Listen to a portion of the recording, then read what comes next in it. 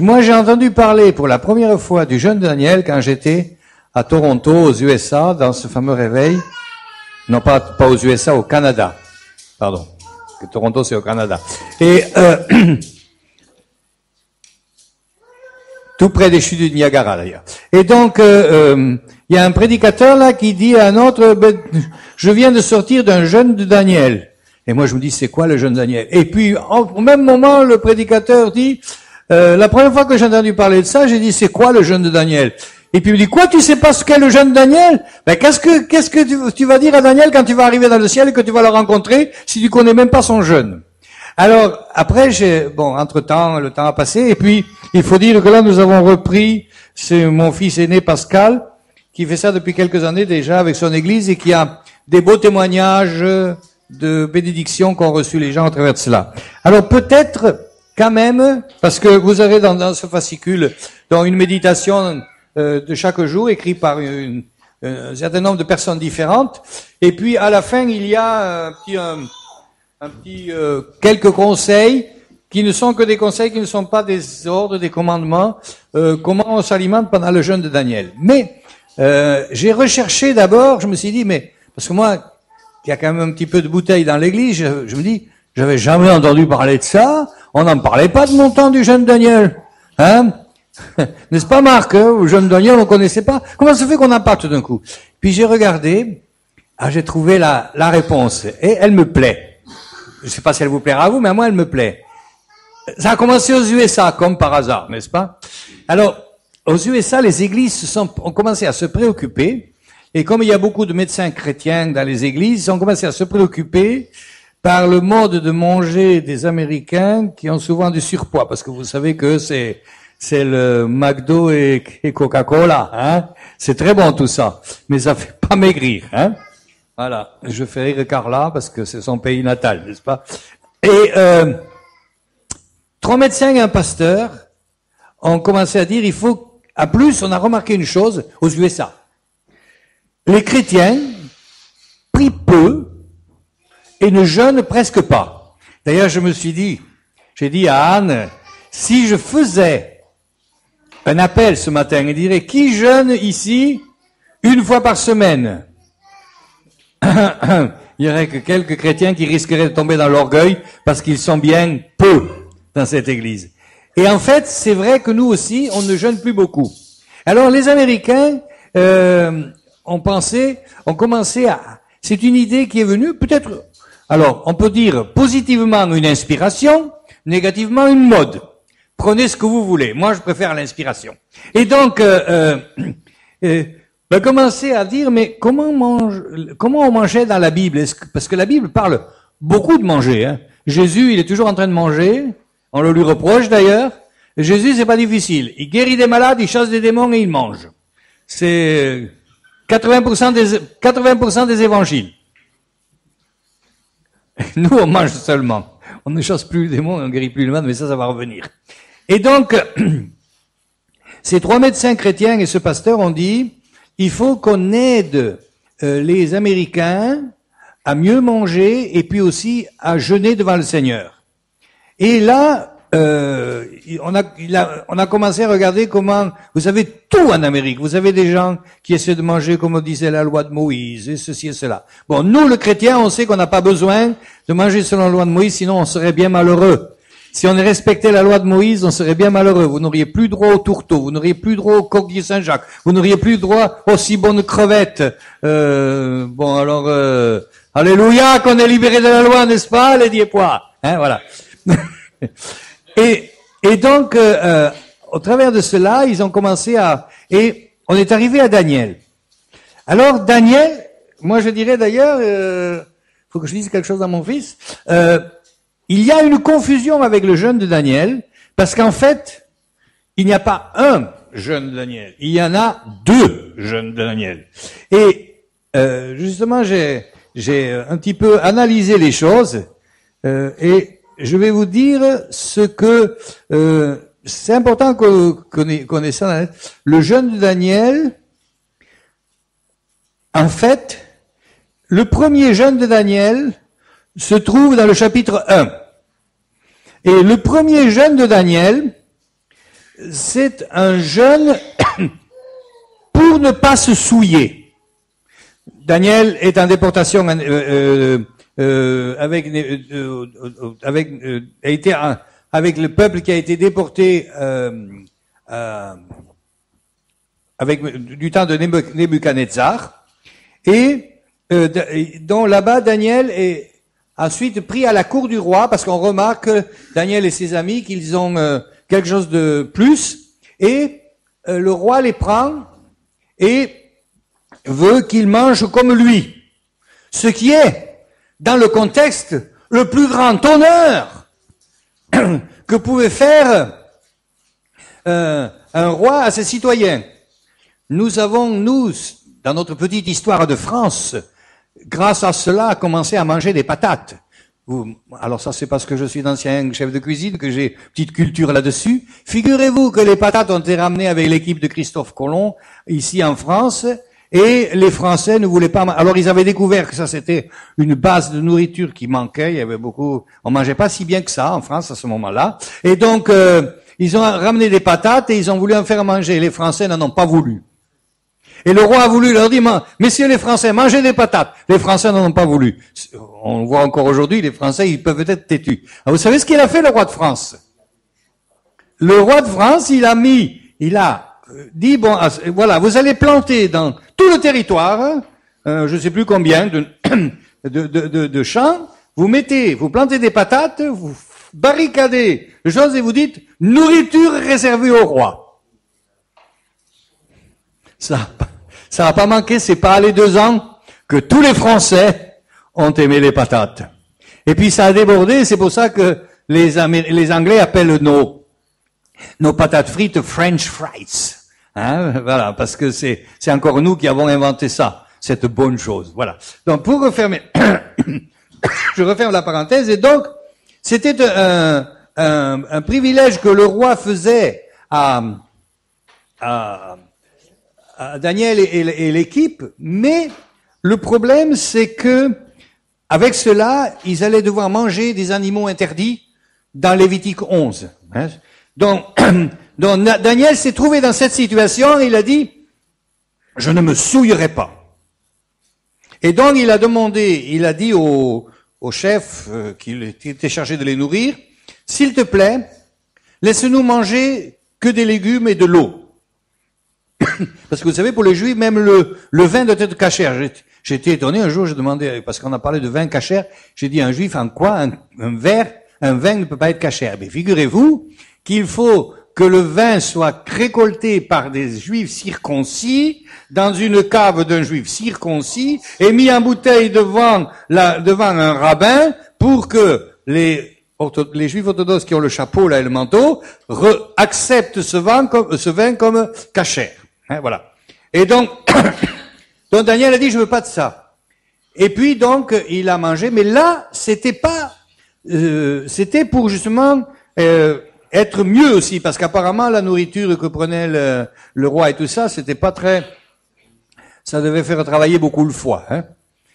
Et puis d'ailleurs le chef qui doit les nourrir leur dit, mais attendez, je risque ma vie moi, pas vous donner comme le roi. Il dit, écoutez, donne-nous ça et dans 15 jours tu nous regardes.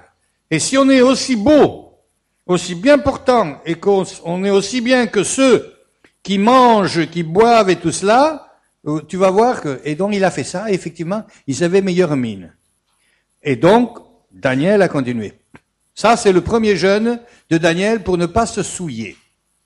Puis, on a fait un mélange avec les 3 semaines de deuxième jeûne de Daniel. Et le deuxième jeûne de Daniel, on le trouve dans le chapitre 9. Et là, dans le chapitre 9, eh bien... Daniel va se mettre à jeûner d'une manière autre. C'est-à-dire, il se met à jeûner dans le jeûne classique. Il nous est dit, au chapitre 9, Daniel a lu la prophétie de Jérémie, et Jérémie avait donné des temps d'accomplissement de la prophétie. Et il s'est dit, tiens, le temps doit arriver, j'aimerais bien savoir ce que Dieu veut. Et il dit, quand j'ai lu cela, pour comprendre je priais, je jeûnais avec le sac et la cendre. Et c'est là que pendant 3 semaines, Daniel a fait ce que nous ne vous conseillons pas, mettre la cendre, vous savez, quand il se mettait la cendre, et il ne se lavait pas, il ne se parfumait pas. Hein? Donc ce n'est pas ce jeûne que nous vous invitons. Hein? Mais alors, c'est-à-dire que les Américains qui ont pris ce jeûne de Daniel, ils ont pris la forme du premier jeûne, qui est un jeûne, c'est quand même plus qu'un régime alimentaire. Mais c'est quand même un jeûne où on veut être proche du Seigneur, on ne mange que des choses qui sont bien, et c'est pour cela. Alors Daniel, il nous a dit très peu, on ne sait pas tout ce qu'il a. Il nous a dit seulement qu'il s'est abstenu de viande et de vin et des légumes. Alors les légumes, alors aujourd'hui, il y a 2000 ans, les légumes c'était simple. Il n'y avait pas 36 000 choses. Comme nous aujourd'hui, quand vous allez prendre des légumes, vous avez le riz blanc, le riz complet, le ceci, le cela. Alors maintenant, au XXIe siècle, on se pose la question, faut-il du riz blanc, faut-il ceci, cela? Et puis pas de mets délicats. Alors c'est-à-dire que, bon, alors il y en a qui disent on va pas boire de café. Bon, c'est un peu poussé, mais bon, peut-être que c'est bien aussi que des fois on apprenne à vivre sans café, ça c'est une autre paire de manches. Et pas de sucre et tout cela. Alors donc, en fait, à la fin de ce truc, il y a quelques recommandations qui ne sont pas des ordres. Vous pouvez faire votre jeûne de Daniel comme vous voulez. C'est ça le bien. C'est que la seule chose qui est claire, pas de vin, pas de pâtisserie, et pas de viande. Et vous allez voir. Peut-être que dans 3 semaines, vous verrez le résultat, hein? Et ça me fera pas de mal, n'est-ce pas? Mais en fait, les médecins américains ont vu que lorsqu'on se nourrit comme ça, éviter les conserves et toutes choses, mais prendre des trucs des fruits naturels, des légumes naturels et que de l'eau, ça purge. Alors, Daniel savait pas, mais les médecins aujourd'hui, ils savent que c'est comme ça qu'on élimine les toxines. Les toxines qui sont très cancérigènes, etc. Et voilà. Oui, mais ça c'est autre chose. Ça n'a rien à voir avec ça. Non. Mélange pas tout. Et donc, en fait, voilà ce qui se passe. Alors, dans le deuxième jeûne, c'est un jeûne d'humiliation pour comprendre la parole. Et ce jeûne d'humiliation, Jésus en parle. Il dit même quand vous jeûnez, ne le faites pas voir à tout le monde, parfumez-vous plutôt, pour pas paraître. Hein. Dans les Actes des Apôtres, chapitre 13, il nous écrit, quand les disciples avaient une décision importante à prendre, ils jeûnaient et priaient, et puis ils délibérèrent. Hein. Nous, on délibère, et puis après on jeûne et prie, on dit, Seigneur, t'approuves ce qu'on a décidé. Hein. Et après, on essaie en priant de forcer Dieu à accepter ce qu'on a décidé, et puis des fois, il n'est pas d'accord, alors voilà. Voilà, donc ça, c'est pour le jeûne de Daniel. Donc, en fait, il y a... dans cette, je dirais, cette procédure, cette invitation, il y a l'invitation à quand même se priver de certaines choses, et j'aimerais rajouter ce que disent aussi les Américains. C'est pas seulement le jeûne pour le corps. Il y a aussi le jeûne pour l'âme. Et là, je vais faire plaisir à quelques parents. Bon, les enfants sont pas là, donc c'est pas grave. C'est aussi jeûner de télévision, de jeux vidéo, de la tablette et de portable. Aïe, aïe, aïe, aïe, aïe. Il l'a dit, il fallait pas. Du coup, j'ai découragé. Et j'ai découragé tout le monde maintenant, là, hein, voilà. Mais vous savez, en lisant un petit peu, je suis allé sur Internet, chercher des informations, hein, j'ai vu en fait que ce souci vient probablement de Dieu pour que les chrétiens vivent plus sainement. Au moins pendant un temps, fassent une cure comme ça. Voilà. Ça, c'était pour le jeûne de Daniel. Mais il me semblait, parce qu'il y a beaucoup de discussions, et il faut dire, vous avez la liberté de prendre ce que vous voulez, parce que les textes disent pas, et on ne sait pas exactement ce qu'a vraiment mangé Daniel. Voilà. Mais le premier, c'était pour ne pas se souiller et être plus beau, physiquement. Le deuxième jeûne, c'est s'humilier pour comprendre la parole de Dieu. Et bon, après, il y aurait le truc des 3 semaines, mais ça c'est aussi parce que Daniel a jeûné 3 semaines et ensuite il a été visité par le Seigneur lui-même. Voilà, c'est ce que je voulais dire au sujet du jeûne de Daniel. J'espère que ça va vous aider à la pratique. Bon, j'aimerais amener un court message ce matin. Ah, on n'a plus notre horloge là. Elle est tombée, elle s'est cassée. Il va falloir en acheter une. Ma montre est cassée, l'horloge est cassée, tout casse dans cette église. Hein? Heureusement qu'il y a encore l'iPhone pour ça. Alors, maintenant, j'aimerais lire un passage pour la prédication d'aujourd'hui, dans Luc 5. Je voudrais donner ça comme message un petit peu de perspective pour cette nouvelle année, puisque c'est la première prédication de l'année. Dans Luc chapitre 5, versets 1 à 11. Comme Jésus se trouvait près du lac de Génézareth et que la foule se pressait autour de lui pour entendre la parole de Dieu, il vit au bord du lac 2 barques, d'où les pêcheurs étaient descendus pour laver leurs filets. Il monta dans l'une de ces barques qui était à Simon, et il pria de s'éloigner un peu de terre. Puis il s'assit et de la barque il enseignait la foule. Lorsqu'il eut cessé de parler, il dit à Simon, « Avance en pleine eau et jetez vos filets pour pêcher. » Simon lui répondit, « Maître, »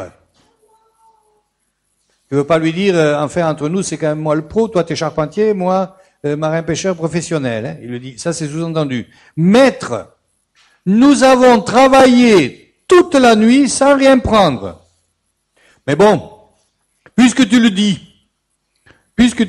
hein, enfin ça c'est moi qui dis comme ça, hein, sur ta parole je jetterai le filet. » L'ayant jeté, ils prirent une grande quantité de poissons et leur filet se rompait. Ils firent signe à leurs compagnons qui étaient dans l'autre barque de venir les aider. Ils vinrent et ils remplirent les 2 barques au point qu'elles s'enfonçaient. Quand il vit cela, Simon-Pierre tomba aux genoux de Jésus et dit, « Seigneur, retire-toi de moi parce que je suis un homme pécheur. » Car l'épouvante l'avait saisi, lui et tous ceux qui étaient avec lui, à cause de la pêche qu'ils avaient faite. Il en était de même pour Jacques et Jean, fils de Zébédée, les associés de Simon. Alors Jésus dit à Simon, « Ne crains pas, n'aie pas peur. Désormais tu seras pêcheur d'hommes. » Ayant ramené les barques à terre, ils laissèrent tout et le suivirent. Dans ce passage, je voudrais délivrer pour cette année une parole du Seigneur pour notre vie de tous les jours. Ici, nous avons un exemple de la vie de tous les jours de marins-pêcheurs comme nous en avons beaucoup à Dieppe. Voilà que ces braves gens ont pêché toute la nuit et sont revenus bredouilles. Ça arrive à Ludovic rarement, ça, de revenir bredouille. Il y a 2 jours, il m'a amené une tanche. Je vais la faire aujourd'hui. Hein. Et donc, si vous aimez la tanche, je vous invite. Plus on sera, moins elle sera grande, mais bon. Et donc, ils sont bredouilles. Et puis, bon, ils nettoient leur filet pour repartir à la maison. Et Jésus arrive. Ces gens-là voient Jésus arriver et Jésus va venir dans leur barque alors qu'ils sont en train peut-être même de se dire « Ah, la débarque aujourd'hui, elle va pas être mirobolante. Hein. Et comment on va faire et que peut-être que va me dire ma femme hein, si je ramène rien et les enfants qui ont faim. Enfin, on ne sait pas. » Et à ce moment-là, Jésus arrive. Premier point. Jésus arrive dans notre vie dans un moment qui n'est pas forcément glorieux. Souvent, dans nos églises, nous disons pour la révélation de Jésus. Alors vous allez dire, tu contredis le jeûne de Daniel. Mais non, je contredis pas parce que tout se complète. Mais on pense que Jésus va venir vers nous si on jeûne et prie, si on est dans un culte de louange, où la gloire de Dieu se manifeste. Heureusement, Jésus se révèle à des personnes qui ne lui demandent rien, qui ne le cherchent pas et qui sont même bredouilles. On dit ça dans la Normandie, bretouille, on le dit souvent dans le sud. Hein. Voilà. Faut que je fasse attention parce que il y a des expressions du sud-ouest qui... Voilà. Alors je savais bien que j'aurais des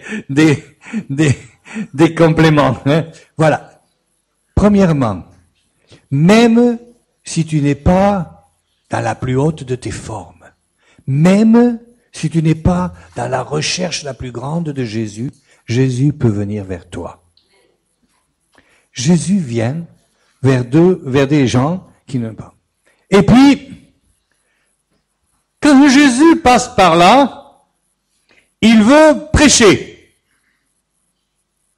Il est intéressant qu'ici on ne parle pas de guérison. Il veut tout simplement prêcher. Il y a beaucoup de monde et les gens se pressent sur lui. On le pousse presque. Il va bientôt tomber de la falaise dans l'eau. Hein. Vous imaginez au bout du quai là. Bon. Et donc, il dit à Pierre, tu me prêtes ta barque? La barque de l'échec, de toute une nuit d'échecs. Jésus rentre dans ta barque, qui est une barque de toute une nuit d'échecs. Jésus n'a pas besoin d'une Rolls-Royce. T'as 2 chevaux, lui suffit. Bon, ça c'est fini les 2 chevaux aujourd'hui. C'est quoi? C'est plus hein. La Cinquecento, la nouvelle 500 Fiat ou je sais pas quoi. Enfin, Jésus. Ben oui, toi, c'est quoi? Qu'est-ce que la panda? Voilà, la panda. On la remarque partout, la panda de Magali. Hein. Et elle fait bien son ministère, celle-là. Hein. Voilà. Et donc, Jésus vient au milieu de l'échec. Jésus vient au milieu du moment difficile. Jésus vient au moment de la tristesse. Jésus vient au moment où il n'y a pas de quoi donner à manger à sa femme et ses enfants. Jésus vient où il y a aussi la honte d'être allé à la pêche et de ne pas avoir attrapé de poisson. Ludovic me raconte des fois comment d'autres autour de lui se payent la honte parce que lui, il a un sens de la pêche, il attrape et les autres n'attrapent rien et après il dit comment vous faites. Hein? À ce moment-là, Jésus vient. Alors nous sommes tous des candidats à voir Jésus pour cette année nouvelle. Jésus vient au milieu de l'échec. Jésus vient pour empêcher que la dépression nous prenne.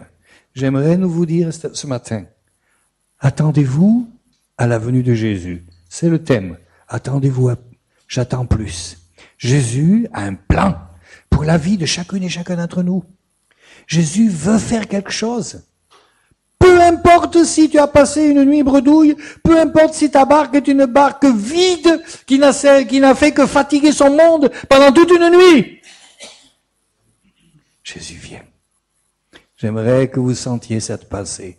Jésus vient à moi, comme je suis. Sans succès. Et puis, il y a le mouvement. Alors, pour mieux parler, il recule un peu la barque et il fait comme les maîtres à ce moment-là, il s'assied. Aujourd'hui, on dit il vaut mieux être debout parce mais apparemment, bon, ça a marché. Et Jésus parle, il fait sa prédication. Et après la prédication, Amen. Et puis, avant de revenir sur le bord, Jésus dit, dis donc toi, mon petit Pierre là, écoute, tu as été gentil, hein, tu m'as prêté, tu m'as servi. Ah, vous entendez ça? Tu m'as servi. Tu m'as servi. Alors maintenant, ah ben écoute, jette le filet de l'autre côté. Pierre dit, Oh oh! Seigneur, tu vas me faire encore me casser la figure une deuxième fois? Mais Seigneur, ça, les poissons n'étaient pas là. Vous savez, les bancs de poissons, ils vont, ils viennent, et là, on n'est pas dans là où il y a un banc de poissons. Ça sert à rien. Mais bon, puisque tu le dis, est-ce que vous entendez cette pensée? Est-ce que ça vous est jamais arrivé de dire au Seigneur, je ne vois aucun sens à tout ça, mais puisque tu le dis, puisque ta parole le dit, puisque tu le dis, je vais le faire. On jette les filets, et là vient la grande surprise. Chers frères et sœurs, Jésus veut nous surprendre dans cette nouvelle année. Sais-tu que Jésus veut te surprendre? Mais ce qui s'est passé avant est très important. Sur ta parole. Alors ici, c'est une prédication pour les chrétiens, pour ceux qui aiment Jésus et qui sont prêts à agir sur sa parole. Et qu'est-ce qu'il a fait, Jésus? À partir du moment où on agit sur sa parole, il n'y avait aucun poisson, maintenant il y en a trop. Je dis, Seigneur, fais ça avec mon compte en banque. Seigneur, fais ça avec celui de l'Église pour les travaux. Seigneur, ils sont où ces 50 000 dont on a besoin? Seigneur, fais ça. Et le Seigneur maintenant te dit, il veut remplir tes filets. Il veut pourvoir. Et après, nous voyons, quand la bénédiction arrive, la bénédiction, la vraie, celle-là dont il est question, on ne peut plus la garder pour soi tout seul, on n'arrive plus à la porter tout seul.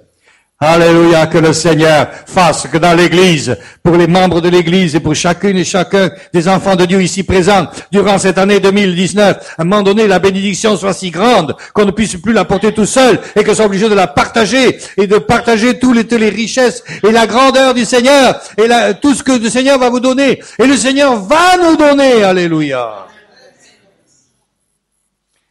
Je suis pas en train de vous faire entrer dans la psychologie de la pensée positive. Je suis en train de vous faire rentrer dans la pensée de la marche par la foi dont parle la Bible. Le juste vivra par la foi. Et puis, dans ces deux personnes, ces deux marins pêcheurs, bredouilles, tristes, qui prêtent au Seigneur leur barque, qui agissent sur sa parole, à la fin, ils sont appelés. Et là, ils font, j'ai toujours de la peine à comprendre ça. Ils laissent tout pour suivre Jésus. Ouh là là là là là là là là là là là là. Parce que maintenant, Jésus va vous bénir, mais il va aussi vous demander quelque chose. Alors, je vous rassure tout de suite, c'était que pour les disciples. C'est fini maintenant tout ça. Tout laisser pour suivre Jésus. Moins dans ce sens-là. Mais le Seigneur va aussi demander, qu'est-ce que tu me donnes? Et si on donne au Seigneur, après le Seigneur redonne. Parce que ça c'est la marche par la foi, le système dont parle la Bible. La Bible n'est pas dans la logique de la Banque de France. La Banque de France te dit, pour être riche, économise un max. La Banque céleste, la parole de Jésus dit, pour être riche, donne un max. Ah ça, là, je suis en train de dire quelque chose de très impopulaire, n'est-ce pas? Je sens que des oreilles sont en train de se fermer. C'est bien, si elles se ferment, c'est pas grave, parce que si ce n'est toi, ton frère le fera. Parce que Jésus trouvera bien au moins une personne. Hein?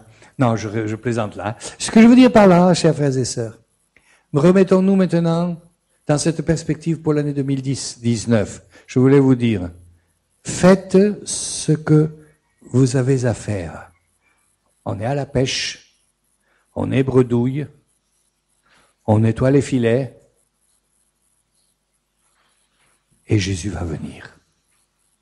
Et quand Jésus vient, tout change. Et quand Jésus a béni, soyons prêts à faire ce qu'il nous demande. Et ainsi, l'année 2019 sera une année de grâce et de bonté, et de miséricorde et de bénédiction pour chacune et chacun d'entre nous. C'est ce que je nous souhaite avec cette histoire que nous avons lue maintenant dans le livre de Luc au chapitre 5. Je te remercie, Seigneur, pour l'appel que tu donnes à chacune et chacun d'entre nous. Je te remercie, Seigneur, pour le secours que tu vas apporter à celles et ceux au milieu de nous qui sont comme ces marins pêcheurs. Ils n'ont rien, ils n'ont que leur bateau et leur filet vides. Je te prie pour ceux qui, au milieu de nous, ont leur compte en banque vide. Merci Seigneur de venir, de passer par là. Merci parce que si tu passes par là, les choses changeront. Et maintenant, Seigneur, je veux te prier. Là où il y a tristesse, donne consolation. Là où il y a difficulté financière, pourvois aux besoins. Là où il y a la maladie, guéris. Là où il y a les soucis du travail, viens à notre secours. Là où on est dans les difficultés de relations conjugales, relations de travail, relations familiales, Seigneur, aie pitié. Seigneur, et je te remets maintenant chacune et chacun d'entre nous. Nous venons ici ce matin comme ses disciples, dépendants de ta bénédiction. Et merci Seigneur, et je veux le proclamer au nom de Jésus. Oui, le Seigneur te donnera et nous donnera sa bénédiction pour les jours qui viennent. Merci Seigneur, parce que nous pouvons mettre notre confiance en toi. Amen. Amen. On va chanter un dernier chant.